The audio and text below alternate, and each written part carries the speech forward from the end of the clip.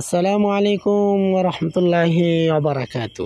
সম্মানিত ইমানদার মুসলমান ভাই বোনেরা, আশা করি আল্লাহর অশেষ রহমতে আপনারা সকলেই ভালো আছেন, আলহামদুলিল্লাহ।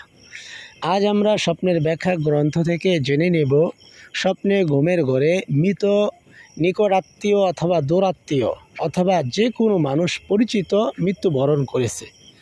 মৃত্যুবরণ করার পরে আপনি স্বপ্নে ঘুমের ঘরে দেখলেন তারা খুব হাসি খুশি অবস্থায় রয়েছে, অথবা আপনার সাথে অথবা আপনার ফ্যামিলির যে কোনো মানুষের সাথে গল্প গুজব করতেছে, খুব হাস্যোজ্জ্বল চেহারা।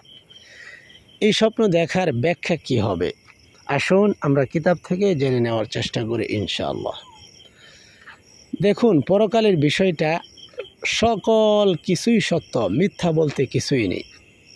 আল্লাহ পাক কোরআনের ভিতরে জান্নাতি মানুষের কথা বলছেন, জাহান্নামী মানুষের কথা বলছেন। তো এক কথায় আপনি যদি মৃত ব্যক্তিকে হাসি খুশি অবস্থায় দেখেন, এই স্বপ্নটি অত্যন্ত সুন্দর এবং ভালো স্বপ্ন।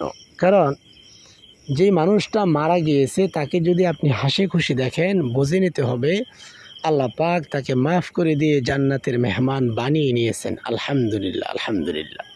কোরআনে আল্লাহ পাক জান্নাতি মানুষের কথা বলেন, উজুহু ইয়াউমাইযিন মুসফিরা। যারা জান্নাতি হবে তাদের চেহারা থাকবে হাস্যোজ্জ্বল, চিন্তামুক্ত, কোনো ধরনের চিন্তা, কোনো ধরনের পেরেশানি তাদের চেহারার উপরে থাকবে না। আলহামদুলিল্লাহ, আলহামদুলিল্লাহ, হাস্যোজ্জ্বল চেহারা।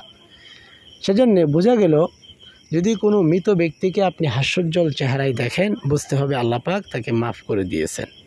তারপরেও যেহেতু মৃত ব্যক্তি মারা যাওয়ার পরে তার সমস্ত আমলগুলো বন্ধ হয়ে যায়, আমরা যদি কোনো নেক আমল করে তাদের ইসারে সওয়াব করি, তারা কবরে বসে পায় এবং তারা খুশি হয়। সেজন্য উচিত হলো মৃত ব্যক্তিকে স্বপ্নে দেখার পরে অবশ্যই তার জন্য 2 রাকাত নফল নামাজ অথবা দান খয়রাত করে ইসারে সওয়াব করে দেওয়া এবং দোয়ার ব্যবস্থা করা। আল্লাহ পাক আমাদের সবাইকেই মৃত ব্যক্তিদের নামে ইবাদতের মাধ্যমে, দান খয়রাতের মাধ্যমে বেশি থেকে বেশি ইসারে সওয়াব প্রেরণ করার তৌফিক দান করেন, সবাই বলে আমিন। আশা করি আপনাদের কাছে স্বপ্নের ব্যাখ্যাটি অত্যন্ত ভালো লেগেছে। সওয়াবের নিয়তে সর্ব জায়গায় আমরা ভিডিওটি শেয়ার করে দেব। ছোট্ট করে একটি লাইক করে দিবেন, কমেন্ট করে আপনার মতামত জানিয়ে দেবেন, আর নতুন হলে সাবস্ক্রাইব করে পাশেই থাকবেন। আসসালামু আলাইকুম ওয়া রাহমাতুল্লাহি ওয়া বারাকাতুহু।